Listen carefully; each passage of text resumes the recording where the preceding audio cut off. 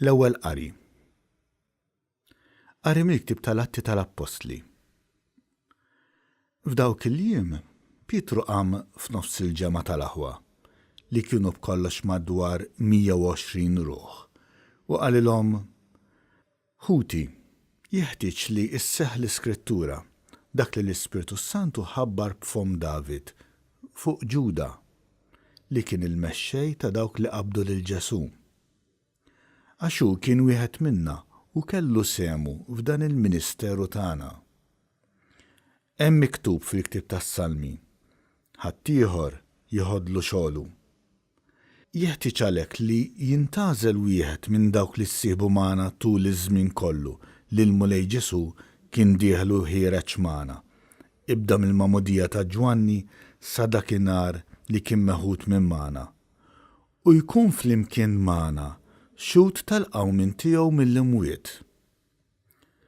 Imbagħad resqu tnejn, Ġuseppi imsejjaħ Barsaba li jgħidulu wkoll Ġustu u Mattija, u talbu hekk: Mulej, int li taraf il-qlub ta' kulħadd, uri liema minn dawn it-tnejn intgħażilt biex jieħu l-post ta' dan il-ministeru u l-appostolat li minnu telaq Ġuda biex imur fejn kien jistoqlu.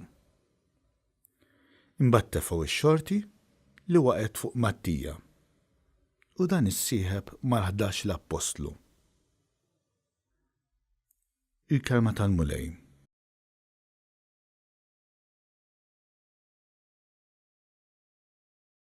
Salm responsorjali. Waqqaf il-Mulej it-tron tiegħu fis-sema. Bierek ruħ tiegħi il-Mulej, qalbi kollha imbierek l-isem qaddis tiegħu. Bierek ruħ tiegħi il-Mulej u la tinsix il-ġid kollu li għamel miegħek. Waqqaf il-Mulej it-tron tiegħu fis-sema. Daqskemm huma smewwiet il fuq mill-art, hekk kbira tjubitu ma' min jibża minnu.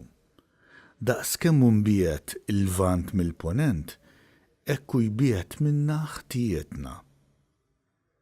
Waqqaf il-Mulej it-tron tiegħu fis-sema.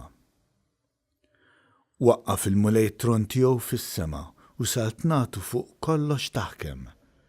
Birku l-Mulej, anġli tiegħu kollha, setana u qawwija li tagħmlu l-ordni tiegħu.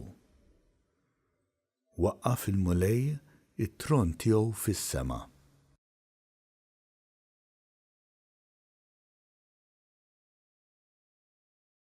It-tieni qari. Qari mill-ewwel ittra ta' San Ġwan Apostlu. Eżis, jekk Alla ħabna daqshekk, aħna wkoll għandna nħobbu lil xulxin. Lil Alla għadu ħadd ma rah, ma jekk inħobbu l-xulxin hu jammar fina u mħabbtu ssib il-milja tagħha fina. B'hekk nafu li aħna nagħmru fih u fina għax tagħna semm mill-Ispirtu tiegħu. Aħna rajna u nagħtu xhieda li l-Missier bat lill-Ibnu is-Salvatur tad-dinja. Kull min jistqar li Ġesu u l-Iben ta' Alla, Alla jammar fih u falla. U aħna għarafna l-imħabba li Alla għandu għalina u hemm minnija. Alla hu mħabba u min jammar fl-imħabba jammar f'Alla u Alla fih. Il-kelma tal-Mulej.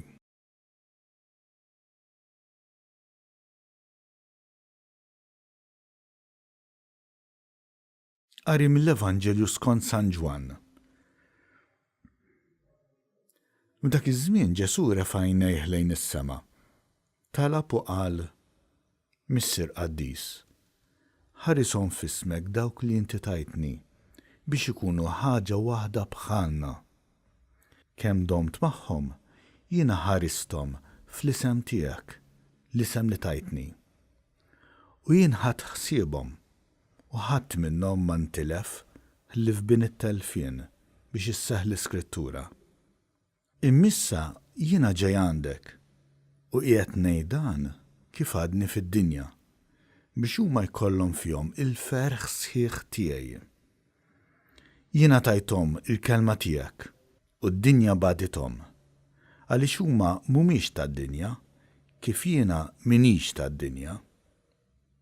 Ma nitolbokx li twarrawhom mid-dinja imma li tħarishom mill-ħażin.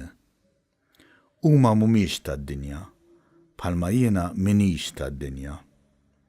Għaddishom permezz tal-verità. Il-kelma tiegħek hi l-verità. Kif inti bat lili fid-dinja, hekk jiena bat lilhom fid-dinja. U jiena minħabba fihom nagħti ħajti biex huma wkoll ikunu mqazzin permezz tal-verità. Il-kelma tal-Mulej.